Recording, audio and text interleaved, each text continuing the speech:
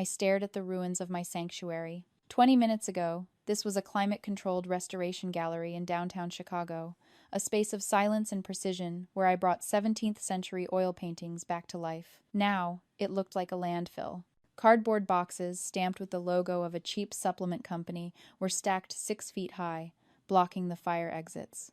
Packing peanuts covered the floor like toxic snow. And there, sitting on a $50,000 Persian rug I had spent 3 months restoring, was my older sister, Nicole. She was eating a meatball sub, and a glob of tomato sauce was currently dripping onto the silk fibers.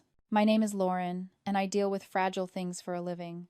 But as I watched Nicole wipe her greasy hands on her jeans and smirk at me, I knew nothing in this room was safe. Mom gave me permission, Nicole said, her mouth full. She said I needed a warehouse for my business, and you weren't using this space anyway. So we moved in. If you don't like it, call the police. She actually laughed then, a small, arrogant sound that echoed off the high ceilings. She thought she was untouchable. She thought the word family was a magic spell that granted her immunity from consequences. She was wrong. Drop a comment and let me know where you're listening from and what time it is for you right now. I'd love to know who's part of our community. Chapter 2. The Architect of Silence. I didn't scream. I didn't throw a fit. I didn't give her the satisfaction of seeing my pulse rise even a single beat.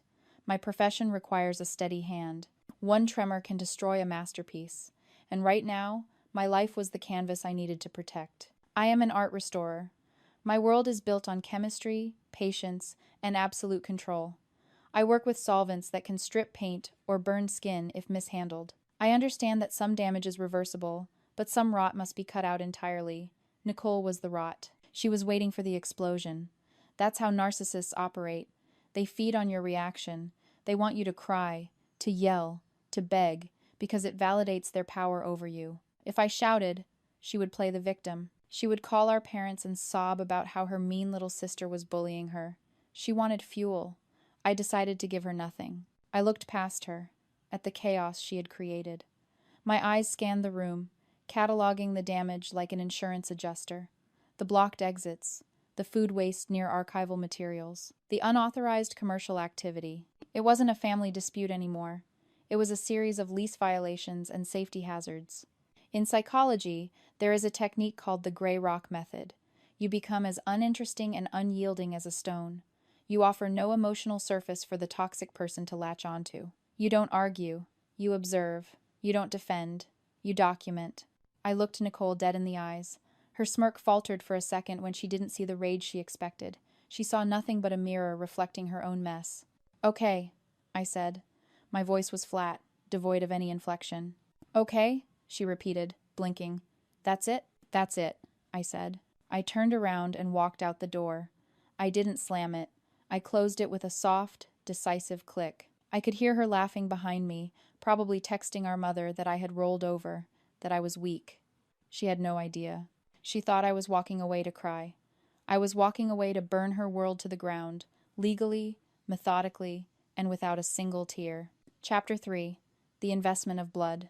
To understand why I walked away, you have to understand the dinner that happened 2 weeks ago. It was a Sunday roast at my parents' house in the suburbs, the kind of obligatory family gathering that feels less like a meal and more like a hostage negotiation.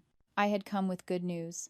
I had just secured a contract with a museum in London to restore a collection of water-damaged Victorian portraits. It was the break of a career. It required a $300,000 investment to set up a satellite lab, but I had a plan. I would rent out my Chicago loft. It was a unique property, industrial chic and high security, easily commanding $18,000 a month on the corporate rental market.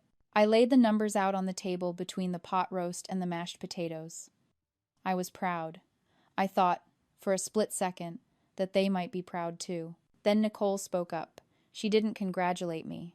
She looked at our mother and said, "Perfect. That solves my warehouse problem." Nicole sells supplements. Not the kind you buy in a pharmacy, but the kind you buy from a friend on Facebook who promises they will cure your anxiety and make you rich. She calls herself a CEO. I call it a pyramid scheme. She had boxes of inventory rotting in her garage, and she decided my loft was the upgrade her brand needed. "I can move the inventory in next week," Nicole said, reaching for a roll. "It'll save me storage fees, and the address will look great on my business cards." I laughed, thinking it was a joke. It wasn't. My mother set down her fork. That's a wonderful idea, Nicole. Lauren, you're going to be in London anyway. Your sister needs a leg up. It's the Christian thing to do. I looked at them. I looked at the $18,000 a month I needed to fund my dream, and I looked at my parents demanding I set it on fire to keep Nicole warm. There is a concept in economics called the sunk cost fallacy, or the gambler's fallacy. It is when a gambler keeps betting on a losing hand because they have already lost so much that they cannot bear to walk away. They think if they just put in one more chip, the luck will turn. My parents are gamblers. Nicole is their bad bet. They have poured decades of money, emotional labor, and excuses into her. She has failed at college, failed at 3 marriages, and failed at 5 businesses. Admitting she is a failure would mean admitting their parenting failed. They can't do that. So instead, they look at me, the solvent child, the one who worked and saved and built, and they see me as a fresh stack of chips. They don't love Nicole more. They are just more terrified of her failing. I am the collateral they are willing to burn, to prove they were right about her potential. No, I said at the table. The loft is a business asset. I have tenants lined up. I am not turning a multi-million-dollar property into a storage unit. My father slammed his hand on the table. You are selfish, Lauren. Your sister is drowning, and you are building a yacht. I left that dinner early. I thought that was the end of it. I thought saying no was enough. I forgot that to a gambler, a no is just a bluff they haven't called yet. Chapter 4. The Solvent Hazard. The timeline brings us back to this morning, 20 minutes before I found Nicole eating a meatball sub on my rug. I stood in the hallway outside my loft, adjusting my blazer. Next to me was Logan, a private security specialist who managed the building, and the Morose, a husband and wife executive team relocating from Paris. They were the ideal tenants. They had impeccable credit, they appreciated art, and they had already wired a deposit based on the photos alone. The light in the main gallery is north-facing, I told Madame Moreau, perfect for consistent illumination without UV damage, and the climate control is hospital grade. I was selling them a dream of precision and elegance. I put my key in the lock. It didn't turn. That's odd, I muttered. I tried again. The mechanism felt jammed, sticky. I apologized and knocked. There was no answer, just the muffled sound of a television and thumping. Logan stepped forward. Let me try the master override. He keyed in the code. The lock disengaged with a heavy clunk, and the door swung open. The smell hit us first. It wasn't the clean scent of linseed oil and varnish I was used to. It was the smell of stale fast food, unwashed bodies, and cloying, cheap perfume. Then, the visual shock. My breath hitched in my throat. The loft was a sweatshop. Nicole's 3 children, ages 6 to 10, were sitting on the floor in a circle, stuffing plastic bottles into cardboard mailers. They looked miserable. But what stopped my heart wasn't the child labor, it was where they were sitting. They were 3 feet away from my chemical storage rack. Art restoration involves dangerous substances. Acetone, toluene, industrial solvents. I kept them in sealed, fireproof cabinets, but the cabinet doors were wide open. A bottle of solvent was sitting on the floor next to a juice box. One spark, one spill, and this entire building could go up in toxic fumes. Mon Dieu, Madame Moreau whispered. She pressed a handkerchief to her nose, looking at the scene with absolute horror. This is, Monsieur Moreau began, then shook his head. This is not as advertised. I watched them back away toward the elevator. I didn't try to stop them. What could I say? Ignore the unauthorized commercial operation and the fire hazards? They were gone. That was $432,000 of rental income walking out the door. Logan looked at me, his face pale. Lauren, is that acetone next to the kids' lunch? Yes, I said. That was the moment the switch flipped. This wasn't a family squabble. This was negligence. This was endangerment. This was a liability nightmare that could bankrupt me and send me to prison if a child ingested those chemicals. Nicole looked up from the couch then, wiping tomato sauce from her lip. She didn't look guilty. She looked annoyed that we had interrupted her show. Oh, you're here, she said. You should have called first. Chapter 5. The 911 Protocol. The elevator ride down to the lobby was the longest 30 seconds of my life. I stood next to Logan, my hands trembling slightly. Not from fear, but from the adrenaline of finally, irrevocably choosing myself. My phone buzzed in my pocket like an angry hornet. I didn't look at it. but I knew who it was. My mother, texting me that I was selfish, texting me that Nicole was just trying to build a future for her children, texting me that I had upset the delicate ecosystem of enabling that our family had cultivated for 30 years. "Are you going to call your parents?" Logan asked quietly as the doors opened. I stepped into the lobby. It was cool, quiet, and sane. "No," I said. "There is no point. They will just tell me to apologize." I pulled out my phone. 17 missed calls from my mother, 5 from my father, and a notification from TikTok. Nicole had posted a video. I clicked on it. It was a tour of my loft. "Check out my new office, guys," she chirped, spinning the camera around to show the view of the skyline. "Big things coming for my brand. Manifesting abundance works." She was taking credit for my success. She was using my sanctuary as a backdrop for her delusions, and she was doing it while my mother cheered her on from the sidelines. I closed the app. I thought about the solvents. I thought about the art. I thought about the absolute disrespect of my boundaries. "She told me to call the police," I said to Logan. "What?" "She told me," I repeated, my voice steady. "If I didn't like it, I should call the police. She thinks I won't. She thinks I'm still the little sister who keeps the peace." My thumb hovered over the keypad, then pressed the sequence. 911 911. "What is your emergency?" "I need to report a trespassing in progress at 404 West Hubbard Street," I said. My voice was calm, precise, professional. "The intruders have refused to leave. There are also hazardous chemicals on the premises, and there are unsupervised minors in close proximity to them. I am concerned for their safety." I didn't say my sister. I didn't say my nieces and nephews. I used legal terms: trespassing, child endangerment, chemical hazard. I was gray rocking, the emergency operator. When the police arrived, 2 officers. Looking serious, I met them at the door. I showed them my deed. I showed them my ID. I explained the situation briefly and factually. "Is the individual inside a tenant?" one officer asked. "No," I said. "She is a squatter who broke in." We went up. When the officers walked into the loft, Nicole screamed. "I live here!" she yelled, jumping up from the couch. "Ask my mom. She gave me permission." The officer looked at me. I looked at the officer. "Does your mother own this property?" the officer asked Nicole. "No, but—" "Then her permission is irrelevant," he said. I watched Nicole's face crumble. For the first time in her life, she was encountering a boundary that couldn't be manipulated with tears or guilt. The law didn't care about her brand. It didn't care about her struggles. It only cared about who held the deed. Chapter 6. The Marketplace Betrayal and the Bill. As the officers were escorting a sobbing Nicole toward the elevator, Logan tapped me on the shoulder.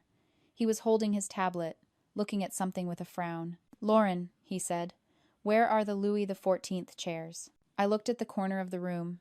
It was empty. 2 antique chairs, upholstered in original 17th century velvet, were gone. They were worth $12,000 a pair. "Maybe she moved them to the bedroom?" I suggested, though a cold knot was forming in my stomach. "I don't think so," Logan said. He turned the tablet toward me. It was a Facebook Marketplace listing, posted 1 hour ago. "Antique chairs. Great condition. Must go today. $500 for the pair." The seller was Nicole. The knot in my stomach tightened into a hard, heavy stone. She hadn't just invaded my home. She hadn't just endangered my livelihood. She had stolen from me. She had sold heirloom antiques for the price of a used sofa to pay for her inventory. "Officer!" I called out. My voice was ice. The officer stopped. Nicole looked back at me, her mascara running down her cheeks. "I need to add a charge," I said. I held up the tablet. "Grand larceny." Nicole's eyes went wide. "I was just borrowing them. I was going to pay you back when my business took off." "That's not how theft works," the officer said. He reached for his handcuffs. This wasn't a family dispute anymore. It was a felony. By the time my parents arrived at the precinct to pick up the children, Nicole was being processed. They burst into the waiting area, my mother's face red and blotchy, my father looking like he wanted to hit someone. "Drop the charges!" my mother screamed, rushing at me. "She's your sister! How could you do this?" I didn't flinch. I reached into my bag and pulled out a document I had drafted on my phone while waiting. It was an invoice. "This is a bill," I said, handing it to my father. "For the professional cleaning of the loft, for the disposal of the hazardous waste she brought in, for the restoration of the rug she ruined." and for the market value of the chairs she sold. My father stared at the paper, his hands shaking. You are dead to us. Good, I said. That means you can't ask me for money anymore. I turned my back on them. I walked out of the station, into the cool Chicago night. I was alone. I had no family, and I had never felt more free. Chapter 7. The Architecture of Peace. It has been 6 months since I walked out of that police station. I am currently sitting in a small cafe in Kensington, London, watching the rain wash the cobblestones clean. My phone is on the table, face up. It is quiet. The Chicago loft was rented out 3 weeks after the incident. I had to hire a specialized cleaning crew, the kind that usually deals with crime scenes or hoarding situations, to fully sanitize the space. They stripped the carpets, repainted the walls, and removed every trace of the chaos Nicole had brought into my world. It cost me $5,000, but it was worth every penny to exorcise the ghosts of obligation. The Moreaus, the French couple who had fled in horror, actually came back. Logan explained the situation to them, that the squatter had been arrested and the security codes had been changed. They signed a 2-year lease, paying the full $18,000 a month up front. That capital allowed me to open my London studio ahead of schedule. I don't talk to my parents. I don't talk to Nicole, but I do talk to my Aunt Sarah. She called me yesterday with an update. Nicole pleaded guilty to grand larceny to avoid jail time. She is currently serving 2 years of probation and has a permanent criminal record. No reputable landlord will rent to her, and her brand collapsed the moment the mugshot went public. She is living in my parents' basement, along with her 3 children. My parents are broke. They drained their retirement savings to pay for Nicole's legal defense. The sunk cost fallacy finally caught up with them. They kept betting on a losing hand until the house took everything. Aunt Sarah told me they spend their dinners complaining about how ungrateful I am, how I abandoned the family. I listened to her, and I felt nothing. No anger, no guilt, no desire to call them and explain myself. I used to think that Sanctuary was a physical place. I thought it was white leather sofas, climate-controlled galleries, and expensive locks. I thought if I built a perfect enough space, I would finally feel safe. But I was wrong. Sanctuary isn't a place. It is a boundary. It is the ability to say no without explaining yourself. It is the refusal to set yourself on fire to keep others warm. It is the realization that blood is biology, but family is behavior. I looked at the rain falling on the London streets. I am alone here, but I am not lonely. I have my work. I have my self-respect. And most importantly, I have the keys to my own life. And I am never making copies for anyone else again. If you have ever had to become a gray rock to survive a toxic family member, hit that like button and share this story with someone who needs to know that walking away isn't quitting, it is winning.